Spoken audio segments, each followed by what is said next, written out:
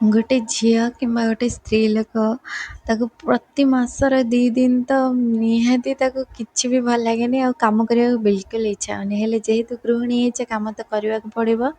ତ ଆଜି ବି ସେମିତି ଦେହଟା ଭଲ ନଥିଲା ତ ମୁଁ ଏପଟେ ଆଜି ଭାତ ବସାଇ ଦେଇଥିଲି ଆଉ ଡାଲି ଆଜି ସସ୍ପେନ୍ରେ କରିଥିଲି କାହିଁକିନା ଦୁଇଟାକ ଡେକ୍ଚିରେ ଭାତ ଥିଲା ପଖାଳ ଆଉ ଏଠି ସେକାସେକି କରିବା ପାଇଁ ପରିବାକୁ ଟିକେ ଧୋଇକି ରଖିଦେଇଥିଲି ଆଉ ଏଠି ଛତୁକୁ ଗୋଟା ଭାଜିକି ରଖିଦେଇଥିଲି କାହିଁକିନା ପାଗ କରିବୁ ବୋଲି। ତ ତାପରେ ଏଠି ସବୁ ଭେଣ୍ଡି ଆଉ ପୋଟଳ ଟମାଟୋକୁ ସେକିକି ରଖିଦେଇଥିଲି, ଗୋଟେ ଶୁଖିଲା ଲଙ୍କା ସେକିଥିଲି।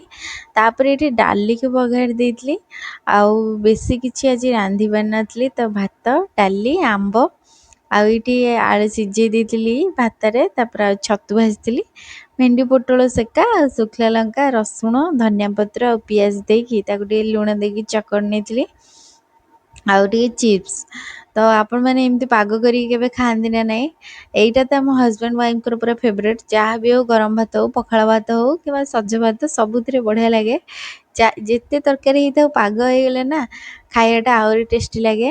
ତାପରେ ଖାଇସାରିଲା ପରେ ଗୋଟେ ପର୍ପଲ୍ରୁ ପାର୍ସଲ୍ ଆସିଥିଲା ଆଉ ଏଇଟା ଗୋଟେ ମୁଁ ଲିପ୍ ବାମ୍ ଗୋଟେ ଅର୍ଡ଼ର କରିଥିଲି ଆଉ ସନସ୍କ୍ରିନ୍ ସରିଯାଇଥିଲା ତ ସେଇଟା ଅର୍ଡ଼ର କରିଥିଲି। ଆଉ ଲିପ୍ ବାମ୍ଟା ଏତେ ଛୋଟ ଆଉ ତା'ର ଚାର୍ଜ ଏତେ ଯେ ଏତେ ଛୋଟଟେ, ତା ପ୍ରାଇସ୍ଟା ହେଉଛି 300 ପାଖାପାଖି। ଭଲ ଲିପ୍ ବାମ୍ଟା ସେଥିପାଇଁ ଏଇଟା ଅର୍ଡ଼ର କରିଥିଲି।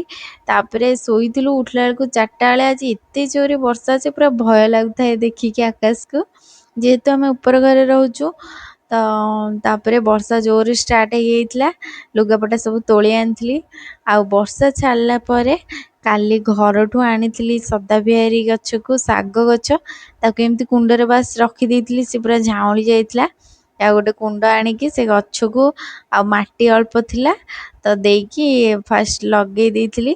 ହଜବେଣ୍ଡକୁ ଡାକିଥିଲି, ସିଏ ଲଗେଇ ଦେଇଥିଲେ ଗଛ ତିକ। ଆଉ ଗଛ ଲଗେଇ ସାରିଲା ପରେ ଆଜି ସନ୍ଧ୍ୟାରେ ଯେହେତୁ ବର୍ଷା ହେଉଥିଲା ଟିକେ ପକୁଡ଼ି ଛାଣିଥିଲୁ, ଚାହା କରିକି ପକୁଡ଼ି ଚାହା ଖାଇ ଦେଇଥିଲୁ। ଆଉ ଭିଡ଼ିଓ ନେବା ପାଇଁ ମୋର ବିଲକୁଲ ବି ମନ ନଥିଲା।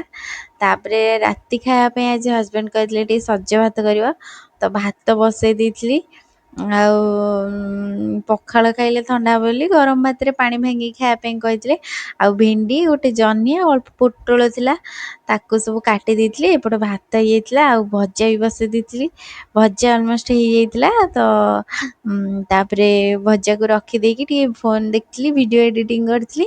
ହଜବେଣ୍ଡ ଆସିଲା ପରେ ଏଇଠି ଖାଇଥିଲୁ। ତାପରେ ସଜ ଭାତ ଥିଲା ଆଉ ଏଇଟା ଯେଉଁ ବାସି ତୋରାଣୀ ଟିକେ ଆଣିଥିଲି, ତା ଦେହରେ ଲଙ୍କା ପିଆଜ ରସୁଣ ଧନିଆ ପତ୍ର ଦେଇ ପକୁଡ଼ିକି ଚକଡ଼ି ପାଗ ଗୋଟେ କରିଥିଲୁ ଆଉ ଭଜା ଚିପ୍ସ। ଚିପ୍ସ ତ ସବୁଥିରେ ଆମର ନିହାତି ଦରକାର, ତ ଖାଇ ଦେଇଥିଲୁ। ତାପରେ ଗ୍ୟାସ୍ ଫ୍ୟାସ୍ ଟିକେ ପୋଛାପୋଛି କରିଦେଇକି, ଆଇଁଷ ହଉ କି ସାଧା 2 ଟାଇମ୍ ଗ୍ୟାସ୍ ନ ପୋଛିଲେ ମୋତେ ବିଲକୁଲ ବି ଭଲ ଲାଗେନି। ଆଉ ତାପରେ ହଜବେଣ୍ଡ ଟିକେ ବାସନ ହେରିକା ମାଜି ଦେଇଥିଲେ, ଦେହଟା ଆଉ ଜମା ବି ଭଲ ଲାଗୁନଥିଲା। ତାପରେ ଭାତ ଅଳ୍ପ ବଳିଥିଲା ତାକୁ ଟିକେ ପାଣି ଭାଙ୍ଗି ଦେଇଥିଲି। ତ ଆଜିର ବ୍ଲଗ୍ ଥିଲା ଏତିକି। ଏହିପରି ମିନି ବ୍ଲଗ୍ ଦେଖିବା ପାଇଁ ମୋ ଚ୍ୟାନେଲକୁ ସବସ୍କ୍ରାଇବ୍ କରିବେ, ଭିଡ଼ିଓ ଭଲ ଲାଗିଥିଲେ ଲାଇକ୍ କରିବେ। ତ ରହୁଛି, ନମସ୍କାର, ଜୟ ଶ୍ରୀ ଜଗନ୍ନାଥ। ଦେଖା ହେବା ନେକ୍ସଟ ଭିଡ଼ିଓରେ।